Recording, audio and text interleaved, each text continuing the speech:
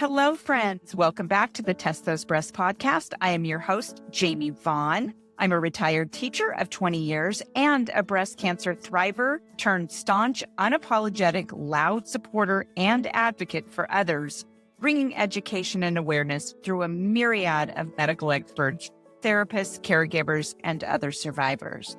A breast cancer diagnosis is incredibly overwhelming with the mounds of information out there, especially on Dr. Google. I get it. I'm not a doctor, and I know how important it is to uncover accurate information, which is my ongoing mission through my nonprofit. The podcast includes personal stories and opinions from breast cancer survivors and professional physicians, providing the most up-to-date information at the time of recording. Evidence, research, and practices are always changing, so please check the date of the recording and always refer to your medical professionals for the most up-to-date information. I hope you find this podcast a source of inspiration and support from my guests. Their contact information is in the show notes, so please feel free to reach out to them. We have an enormous breast cancer community ready to support you in so many ways. Now let's listen to the next episode of Test Those Breasts. Well, welcome back to part 2 of my conversation with Claire Rumore. In the last episode, we talked about Claire's cancer diagnosis and how her experience led her to create Cancer and Intimacy. Today, we're diving deeper into what intimacy really looks like after cancer. So we're going to talk about intimacy in the context of cancer and survivorship. How might that differ from what people normally think is intimacy? How can we talk about this, especially when women reach this age of menopause? Because I think I was going through menopause at that time, but I didn't have all of the symptoms that a lot of people have had, like the night sweats and I just didn't have any of that. And I don't know why. So I keep thinking to myself that the painful sex that I was having before my breast cancer diagnosis may have had something to do with that. How can we move through that? I'm just like, how do we make this work?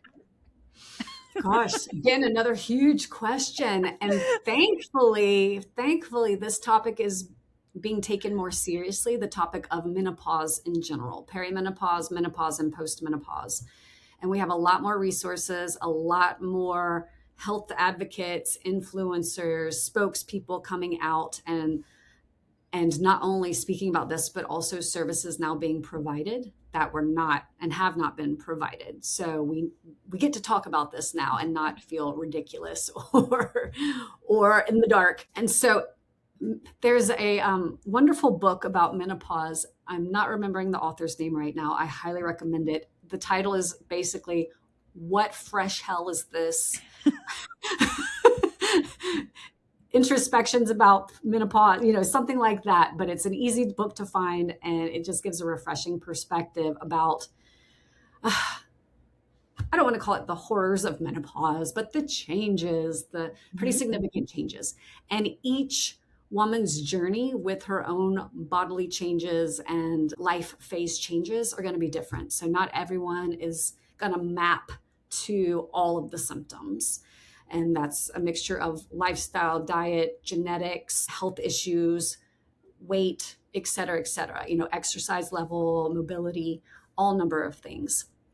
And so how we navigate this is, firstly, we need to recognize this is a natural change that happens in the body at a certain age. This is not a punishment. This is not, we screwed something up.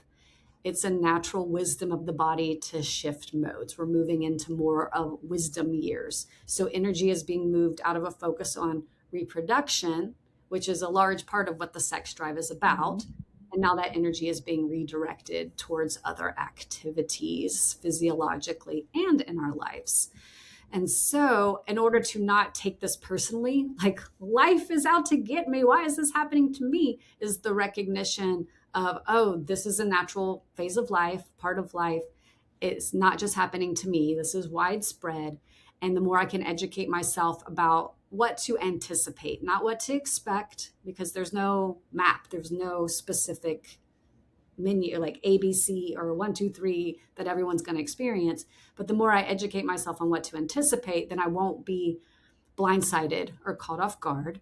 There's a lot of deconditioning that's really important. It's important for all humans, especially cancer patients when there's been big changes. And it's the deconditioning about what does it mean to be a woman? What does it mean to be a man? What was I taught? What is my truth about that? What does it mean to be a sexual person? Is it my truth, or am I living into some kind of expectation or archetype that's not actually in sync with my nature and what I actually enjoy? And then redefining, well, what is intimacy? What is sexuality? What is sexuality and intimacy in the context of this relationship I'm in, or the future relationship I hope to be in? And really sitting with these bigger questions, because for a lot of us, once we become sexual in our lives at age 16, for me, it was 20, other people a little younger. Often once we become sexual, that's what we do for the rest of eternity, the rest of our adult sexual lives. And we don't think about it differently or shift things up.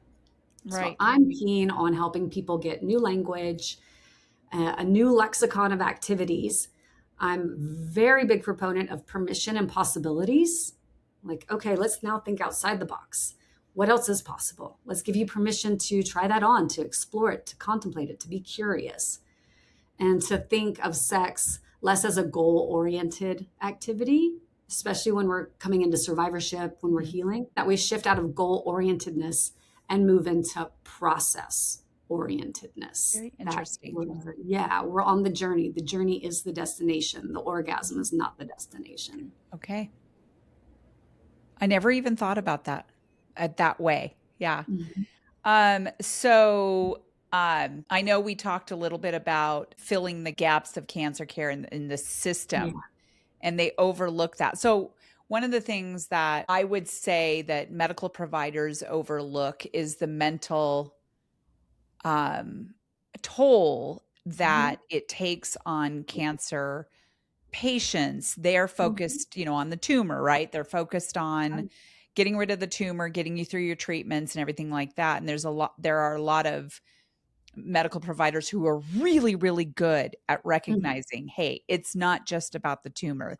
This person is going to lose their hair. They're going to lose their breasts. They're going to have a bag. They're going, and so educating oncologists and surgeons and whoever on the other things, the other really big things that cancer brings to our lives. And the sex and intimacy part is part of that. Mm-hmm. It's a huge part of it. So first things first, my compassion goes to the oncologists and the clinicians, because their job is so hard.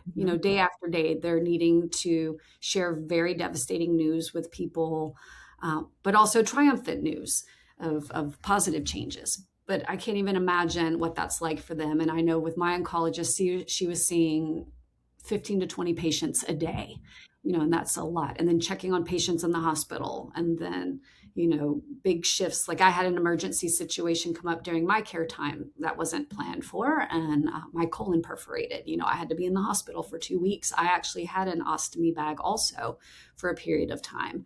And so that was an unexpected divergence for, a patient of this oncologist, me, that wasn't expected. So they're having to track a lot of things. Yeah. This is where I think the extended care team. So this might look like the nurse practitioners, the nurse navigators, the social workers, the care team having these skills where they could provide conversation, even if it's just the opening to a conversation. If you ever want to talk about this, if you ever feel you would like more resources or even a referral to another practitioner, I'm available for that conversation. Even just opening the door for that. Right. My work, I'm very keen. So canceryandintimacy.com is my work for patients, survivors, and their partners. But I'm developing 2 other realms in my work to create a trinity. One is a consulting and training company to go in and train medical staff on this exact thing, giving them scripts, helping them cultivate confidence, helping them move through the work of introspection and seeing where they have their own biases, their own judgments, their own hangups, their own attitudes and belief systems around sex, relationships, body image that will decrease the impact they could have with a patient. So that's stuff I'm working on, putting that in the context of continuing education courses so that there's an extra reason to take these courses. That's awesome. I am so, this makes me really happy to hear that because, Mhm. and I really do think like Dr. Mhm. Tiffany Trosto Yeah. Sandoval, she is, since I've met her, she was one of those oncologists. I don't know how she was when she was in Mhm. practice, but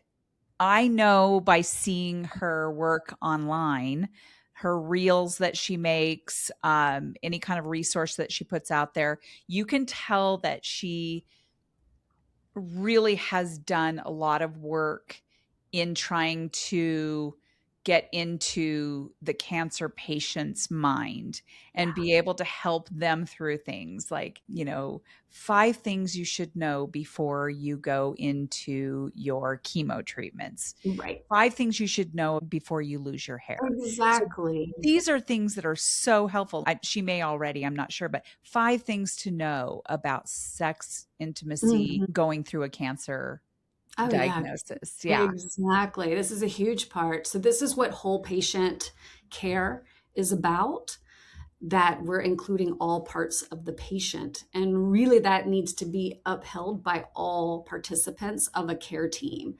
So I was fortunate with my care team and the medical system I was in. I was provided an oncologist, a nurse navigator, a nurse practitioner, a social worker, a dietitian. I had access to acupuncture, I had access to physical therapy, palliative care. A chaplain came and visited me, like a spiritual director, and helped me kind of connect with what are my spiritual feelings, my connection with the divine, whatever that means to me. So they really came at it from all these angles. Now, one of the things that's missing obviously is this psychosexual and relational support. And that's potentially where a new field, a new industry might get created, Mhm. or a whole new set of referrals that clinicians and care team members get educated about, because a number of them who I spoke with, given my professional background, I'm very aware of what's available, but so many of them had no idea there are pelvic Right. health therapists, there are sex therapists, there are sexological body workers, there are pelvic body workers. There are all manner of other practitioners ready to go. They're just not called upon. So this is the third part of my trinity that I'm creating. I'm in the process of creating the Cancer and Intimacy Institute, which is where I'm creating certification tracks for practitioners, more holistic practitioners, but also therapeutic practitioners like marriage and family therapists, psychologists, somatic body workers, and somatic practitioners, spiritual directors, psychologists, so forth and so on, to train them with the skills. If they happen to have a client who has a cancer diagnosis, or whose partner does, or who's a survivor, and cancer is heavily influencing their relationship, their body, their sense of connection, intimacy, sexuality, then this non-clinical practitioner, non-medical practitioner also has the skills, could be called upon by the clinicians to support the patients in the medical system's workload, caseload, and offer help that the clinicians just don't have time to go Wow. into and hold so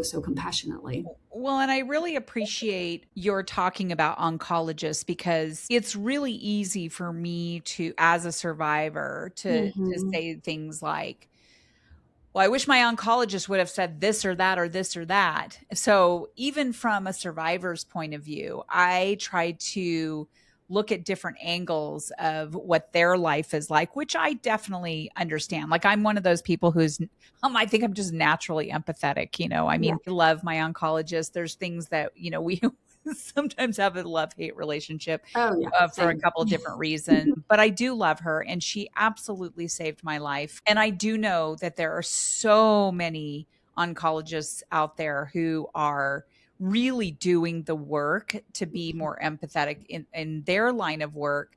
on top of all the stress that they have to deal with every single day. So I do think it's so important for all of us, not just the survivor, to understand, what everyone goes through. And I love the fact that you had that kind of support, your nutrition, your Mhm. dietitian, all of those. So, because there are so many people out there who don't have that support. They've got barriers. They don't have access to that kind of care. And that super breaks my heart, because everyone obviously is a human being and has needs, and everyone deserves the same type of services, the same type of support.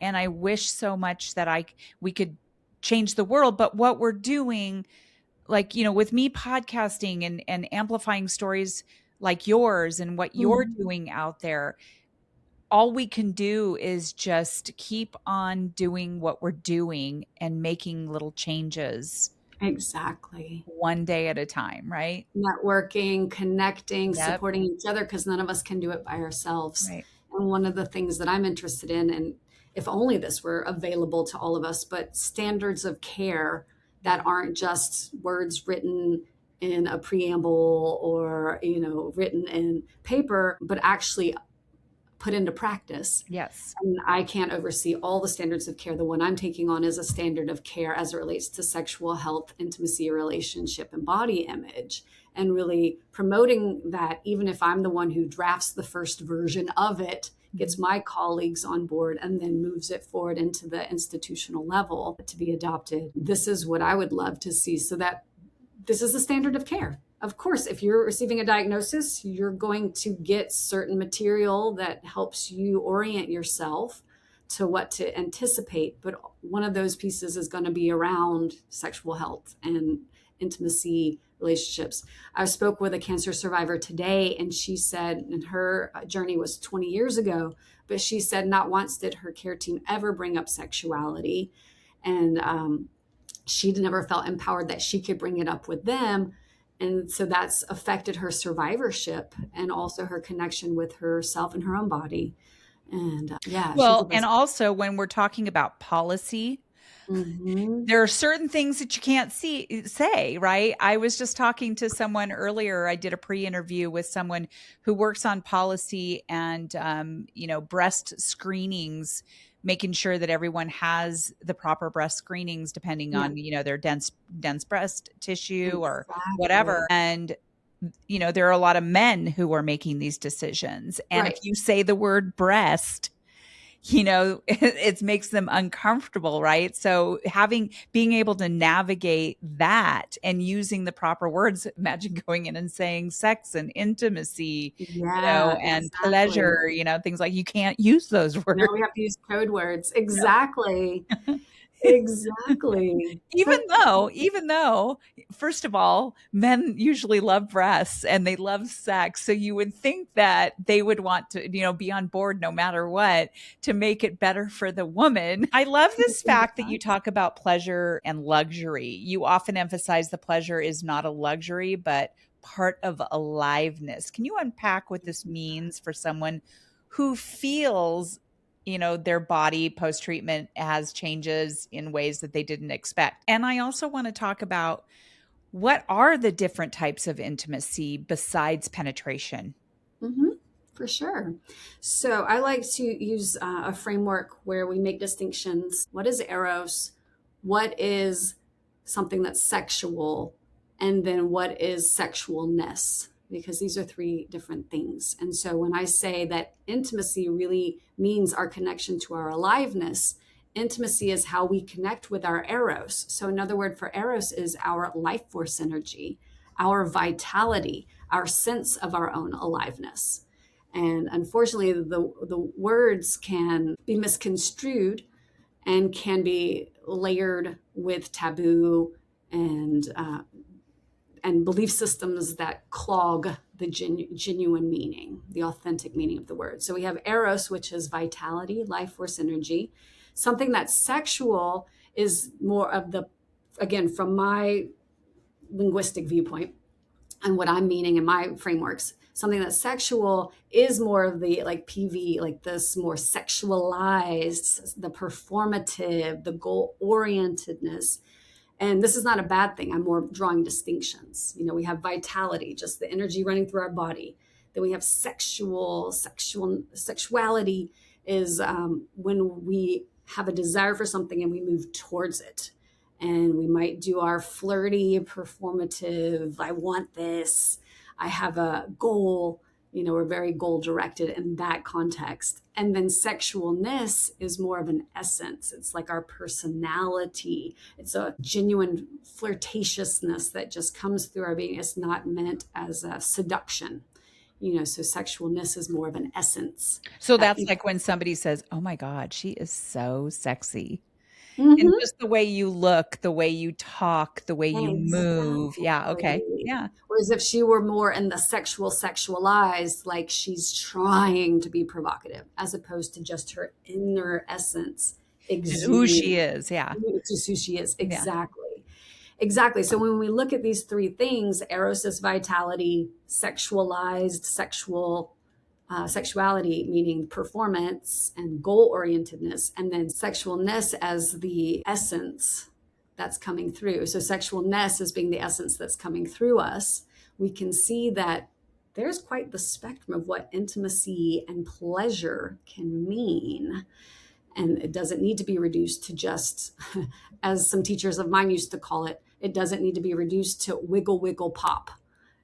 We get to go far beyond just the movement towards orgasm. Right. And so I use the framework, I mentioned this earlier about the erotic blueprints. So the 5 erotic blueprints show us there are different ways different people access pleasure.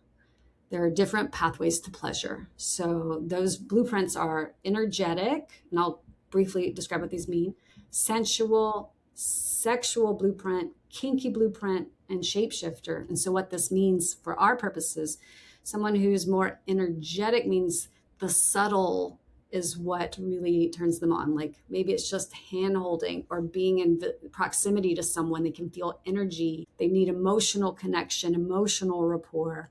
They maybe like eye gazing or breathing together or just being held gently. You know, it's very slow, soft, subtle as their access point to pleasure. Someone who's sensual is more of the romantic in the traditional sense. They love their senses being engaged. They love the foreplay. They love the tastes and the smells and the touches and the massages and the baths and lots of closeness and togetherness with this longer arc moving towards escalation, turn on, orgasm, climax. Whereas the sexual blueprint, so this is someone who accesses pleasure through a faster escalation. They don't need foreplay. They want to be Just get it. naked right away. Just Yeah. get it on. Just bam, bam. Thank you, man. Like there's a lot of enjoyment in the nakedness and the intensity and the passion. So that's someone, and we can be more than one. But usually we have one that's sort of the key to our front door to the house of turn on, as I like to put it. The kinky is not so much someone who needs whips and chains and power exchange to get turned on. What we mean in this context is someone who needs something that's taboo or naughty or violating the prohibitive. And that's what gets them their engine started. And then this final one, the shapeshifter, is someone who is fed by all of the other 4. It just depends on the day and the time. They love the variety. They need the variety. It's not so much they can shapeshift to meet someone else's desires. It means that their desires occupy all 4 of the others. And so I love using these frameworks because, as you could tell by my brief description, that's already a whole big rainbow of pleasure access points and all of the activities that would feed each of these blueprints, each of these different people, and that we can go between them all.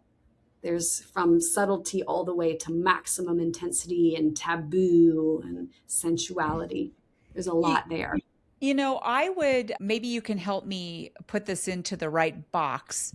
When I had my breast surgery, I had the deep flap, so I had a lot of drains. I had Mm-hmm. drains coming out both sides here, up here. And my husband helped clean me. He Oh, put me in the shower. yeah. He drained my drains every day. He Hmm. bandaged me back up, helped me put my lacy bra back on. And he Mhm. did all of that and washed my hair. Mhm. I would argue that that is such a wonderful form of intimacy right there. Exactly. And it, I remember thinking back about that and thinking, holy cow, I mean, just the mere fact that I had him to be able to do that is a pretty big deal. And Mhm. we're very touchy feely anyway. We always have been. Even at nighttime when we're sleeping, we somehow figure, I don't know, it always comes to be where we put our feet together, the bottoms of our feet. So I'll be Oh. laying one way and he'll be the other way, and we find each other's feet. And we Oh, that's so sweet. yeah, I mean it is. And we just love, or like if we're laying another way, our hands find each other and we hold hands for a while. Yeah. Exactly. Yeah. Exactly. And that's exactly it, because we tend to collectively default to erogenous zones Mhm. as the way to access pleasure and intimacy. But actually, if we span out, we have a whole body with trillions of nerves and sensation points. And there's so much access when we slow things down and allow things to be softer and subtler, Mhm. allow feet to touch, allow hand holding to be enough, Yeah. allow, a caress or touching the hair Yeah. of our loved one. And Mhm. you mentioned something at the beginning of our interview when you had a community of people Mm. who filled that need. Mhm. We can say that, regardless of whether, you know, you are, gay or not gay, I I think that where you were going with that too is like, for if somebody doesn't have a husband that when they're going through breast cancer, or I make this about women just because that's who I am, and I had breast cancer. Some people don't have another person Mhm. who is their lover or whatever to do that, right? For you, you found that comfort in a community. So Mhm. intimacy can come from the same sex as Oh, well. absolutely. The same sex, the same gender, from a pet, like there's a sweetness that's there, a comforting. Because really, from my experience, what a cancer patient is needing, and even a survivor who's newly into survivorship, it becomes more about safety Mhm. as opposed to intensity. So a lot of conventional sexuality is about escalation, moving fast. Even if there is foreplay, it's like we know where we're headed. And when we can shift our focus to be more in the present and maybe just floating instead of moving in a straight line towards a destination, it gives our nervous system a chance to recalibrate. Because when you've been poked and prodded and surgically reoriented and cut into, carved, and put chemicals into, the body, it can be in this like, and we might override that because we're like, I'm better. The scans say I'm good. I'm healthier. I put my weight back on. What's the problem? Let's move on. But Yeah. the body's actually saying, time out. Mhm. I'm still catching up with whatever the heck that was that just happened. And so that's why I strongly encourage people to slow things down, put an emphasis on safety. I don't necessarily mean physical safety, because Mhm. we're probably safe in our environments. We don't have threats coming at us from the outside. I'm talking more about a sense of safety that's from sourcing from the inside and Yeah. the You know nervous where I system. got that? I got that through I went to regular Reiki.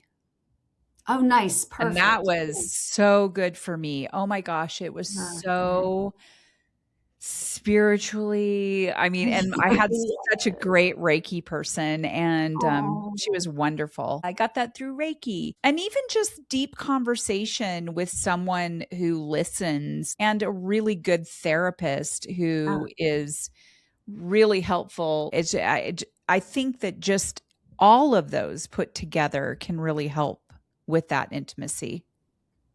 absolutely. Because again, thinking outside the box, intimacy doesn't just happen with a partner. A lot of us don't have partners. For me, in that context, I didn't want a partner when I was going through my journey, Mhm.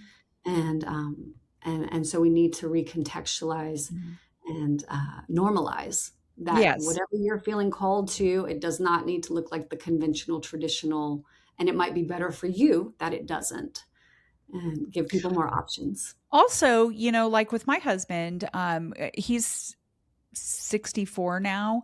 We also have to think about men in when Mm-hmm. they get older, their bodies change too. Me too. They're, everything changes for both of us. Mm-hmm. So it can't always be about penetration sex. I mean, Mm-mm. I mean, And also never I should know, it. I'm pretty sure I know some 90-year-olds who are having sex, but that's kind of unusual, I mean, a lot of times that just doesn't happen. Can you talk about erotic grief? What is that? Yeah, I'll give you a little snapshot. So, erotic grief is the first part of a framework I'm developing. And what it's focused on is that when we have losses that happen in an erotic or sexuality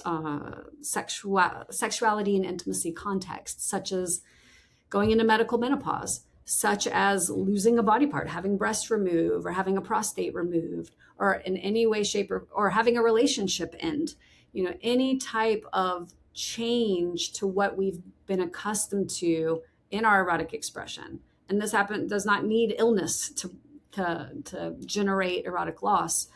Um, there it's important we take a moment to honor what's no longer there, what's no longer available. And I think too much of the time we're bypassing that to move on into the future, try to force our bodies and our beings back into what used to be, what we used to have, or we just give up and feel uh, really let down, maybe punished by life, and give up on sexuality altogether, intimacy altogether.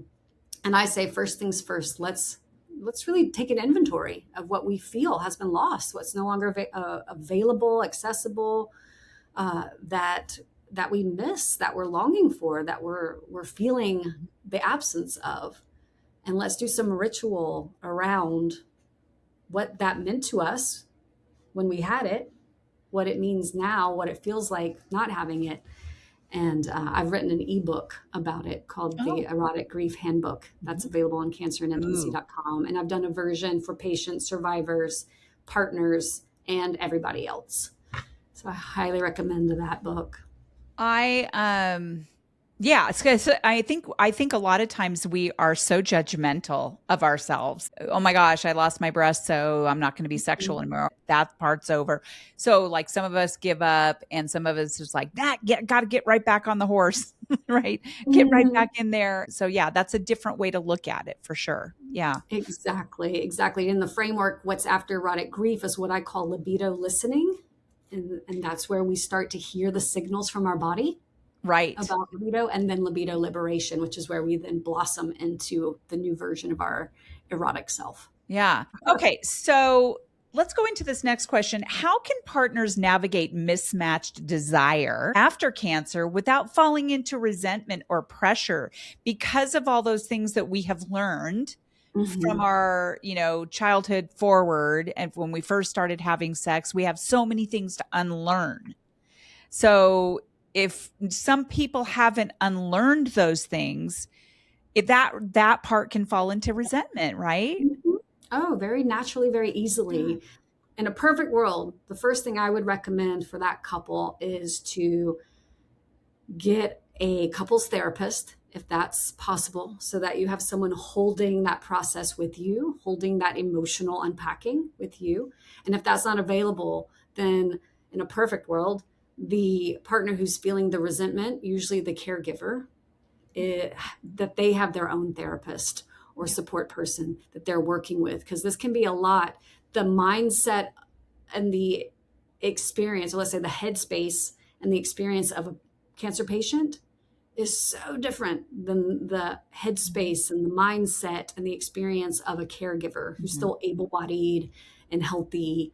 And it can be hard to have that empathy when the one with cancer is your partner, your lover, who you want to be with, physically intimate with, but you don't want to hurt them. You don't know what they're available for. They don't know what they're available for. It can be so confusing, especially when the roles of caregiver and lover are having to coexist.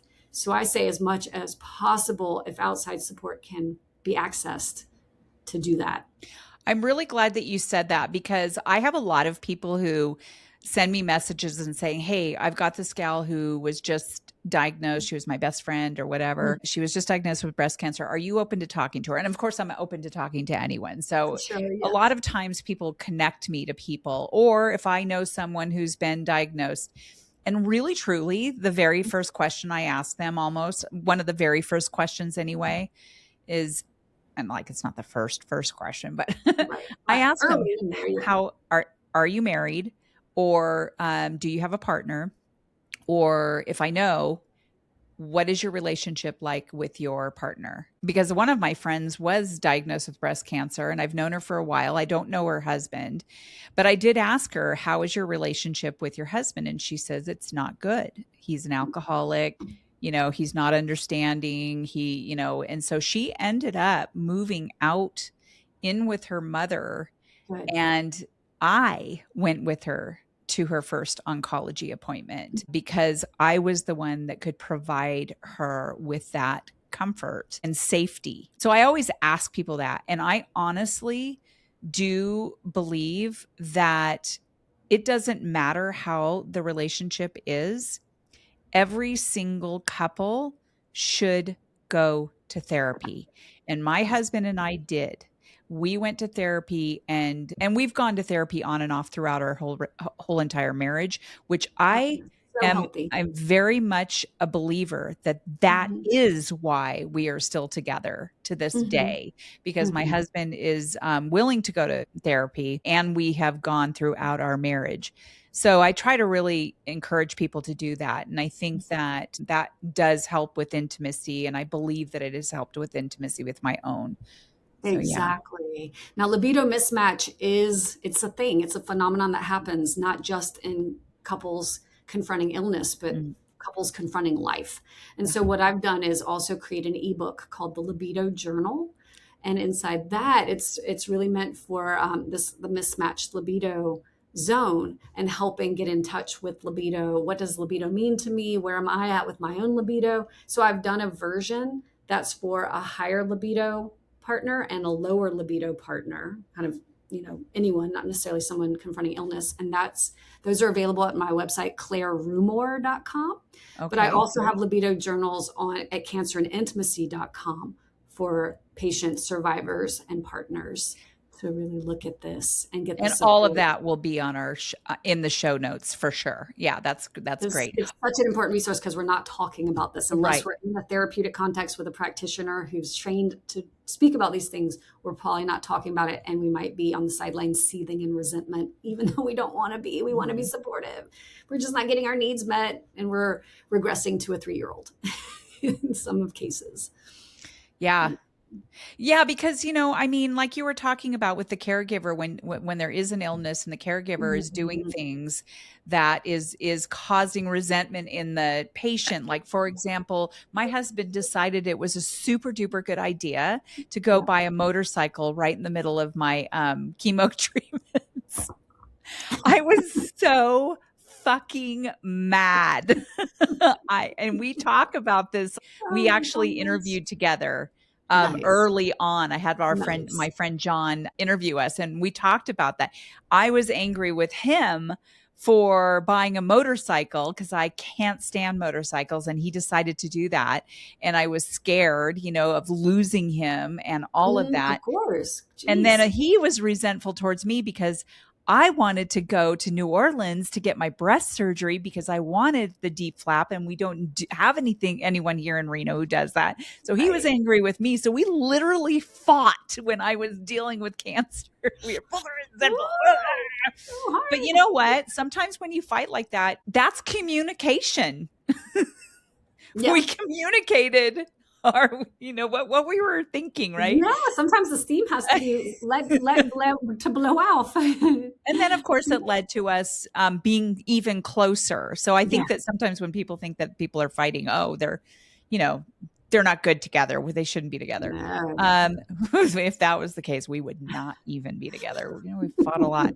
That's So not the many, case. many Yeah. people feel awkward or afraid to even begin these conversations. What's Mhm. the first piece of advice you can give someone who doesn't know where to start? And I will tell you that somebody asked me to go to Las Vegas to Sunrise Hospital. They were Mm-hmm. able to get me there to speak in front of a bunch of survivors Oh, to nice. talk about uncomfortable topics, one being sex and intimacy and also body image. So this is a super important question. How do they do that? What Mm-hmm. advice do you have? Yeah. Well, with partners, one of the most vulnerable yet like break the ice approaches is to name what's here. And what I mean by that is name what I'm feeling emotionally. So naming what's here emotionally. So you can say like, I'm feeling really awkward about bringing this up, or I'm feeling really insecure right now. I'm feeling really scared. I'm just naming what's so to break the ice instead of, trying to have the whole big sex conversation all in one go. It's like, I would love to talk about our sex life, but I just feel so scared to do it, or I don't want to offend you. I don't want to say the wrong thing. I don't want to, just naming what's here. This is awkward. This feels awkward. I feel really uncertain what to say. And then doing one's best to next name, like, I miss being close with you. I miss how we used to do this or that, or just again, naming what's so and sharing that vulnerability. And regardless of who initiates the conversation, the person journeying with illness or the partner, but just someone gently, very slowly starting that conversation. And I have a tool that I created that's on cancerandintimacy.com, and it's called conversation cards, specifically around how to initiate conversations around intimacy, sexuality, emotionally vulnerable topics in a gentle way, in a very framed way, so that this doesn't escalate into, I'm feeling pissed off now, or, it's just like meant to be about listening and understanding. So it's a communication tool focused on intimacy and vulnerable topics. I love the cards idea. It just made me realize that I ordered some cards for me and my husband. We know each other really well, but I guarantee that there's something in there that Oh, yeah. will come up where I can ask.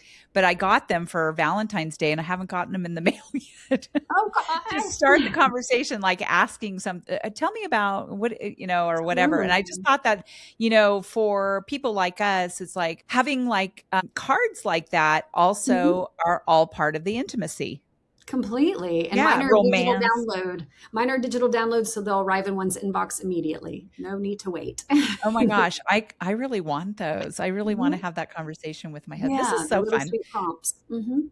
So if someone listening right now Mhm. realizes this conversation resonates deeply, what kinds of resources or pathways for support are available to them? And again, I'm going to have all of this in the show notes, but Mhm. kind of give us a good idea of what they can expect. Sure. Gosh. Well, I can offer what they can expect from my world Mhm. anyway. Um, Depending on where this person is at in their journey, I've done my best to create a number of resources on cancerandintimacy.com. A lot, the vast majority are free and ready to download. And these are meant as empowerment tools, whether that's having conversations with one's partner, having conversations with one's doctor or care team, whether it's educating oneself about treatments and effects, or body image and empowerment, or I need some help with my communication skills in the context of my relationships.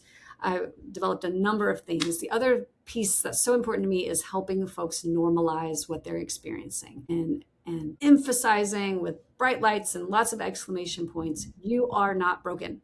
There is nothing here to fix. This is a natural process coming out of an unnatural, unfortunate, depending on one's context and feelings about their own journey, but coming out of a challenging experience, being ill. It's not your fault. You did nothing wrong.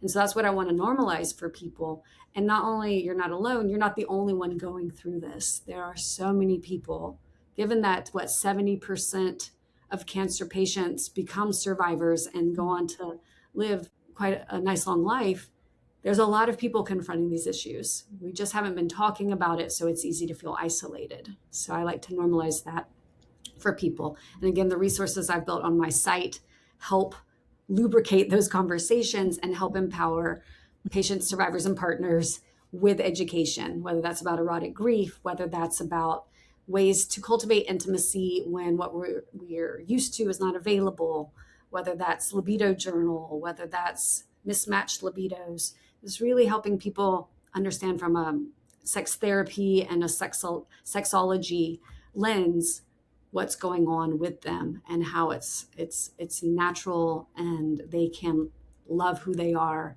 and even be empowered inside of the experience they're having.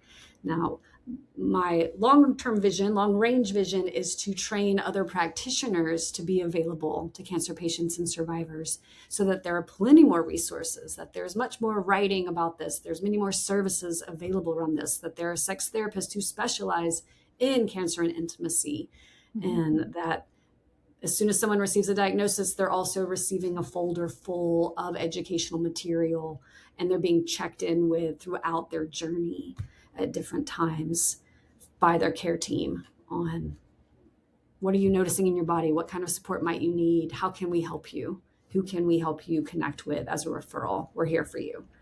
And so that's what I'm excited about because we can't do this by ourselves. Yeah, no, I mean, I'm blown away. I'm really happy that you have worked so hard to make this work. Oh, and then we're going to circle back around to the first question that I asked you when you said something was missing. Yeah. Something was missing.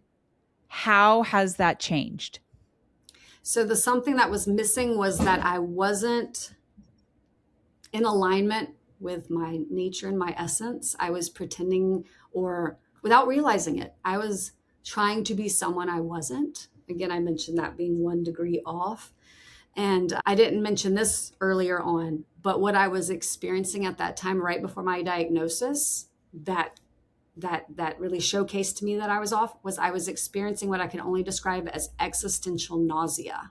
Like everything that had been making me happy in my life before just gave me this feeling of nausea, but not like physical need to throw up, but like a soul need to throw up, just like, this is not for me. This is not who I am. But I didn't know how to make sense of it at the time. It was just a very weird sensation. And so what's changed for me now is that I'm living life on my terms. And I don't remember if I shared this with you, Jamie, when we were having our pre-interview, but early on in my cancer journey, I made an acronym out of cancer because I knew I would be seeing that word a lot and I needed to get in the driver's seat of the narrative early on. So I made cancer into an acronym that stands for Claire's access to her next clearly expressed earth reality. Ooh. Cancer. So every time I see that word, that's what it means to me. And I've never been more clear about who I am, what I want, who I want in my life, how I want to be, and what I'm here for. And I'm so grateful for my cancer journey because that would not be what's happening. It was not the direction I was going in. And here I am. Weird things happen, right? And so we are so grateful that you are in this space talking about this and making it normal because it really does need to be normal. And Absolutely. So with that, Claire, I am so happy that we were able to connect. Thank you, Dr. Tiffany Troso Sandoval, for connecting us and really opening my mind. I mean, I've always been very open about talking about intimacy and sex and things like that, but this has really changed the way I think about things. Awesome. And it's just opened my world. And I bet you $1 million, Claire. So I don't know what happens. Obviously, we have Big Brother listening and stuff like that. But for some reason, I keep getting these ads on social media for this little lemon toy, a sex toy. There's like a lemon and an avocado. I don't know if you've ever seen it or not. I can't remember. I'll have to look. My phone's sitting right here, and I guarantee I'm going to start getting all these ads. Probably me too, now that you've mentioned it.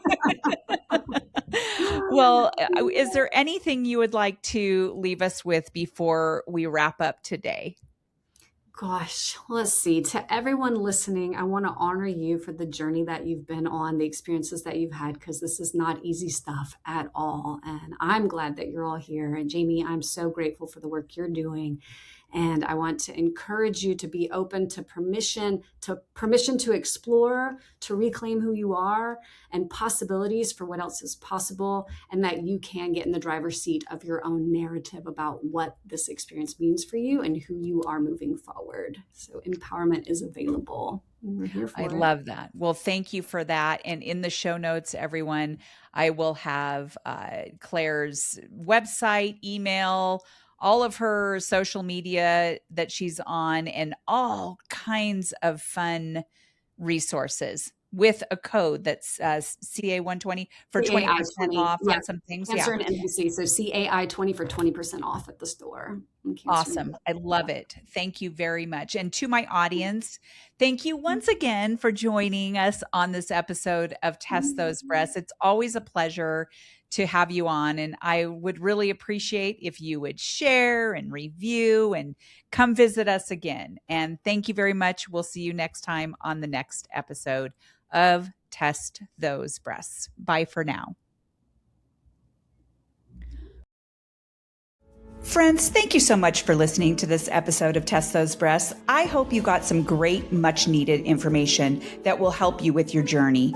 As always, I am open to guests to add value to my show, and I'm also open to being a guest on other podcasts where I can add value. So please reach out if you'd like to collaborate. My contact information is in the show notes. And as a reminder, rating, reviewing, and sharing this podcast will truly help build a bigger audience all over the world. I thank you for your efforts. I look forward to sharing my next episode of Test Those Breasts.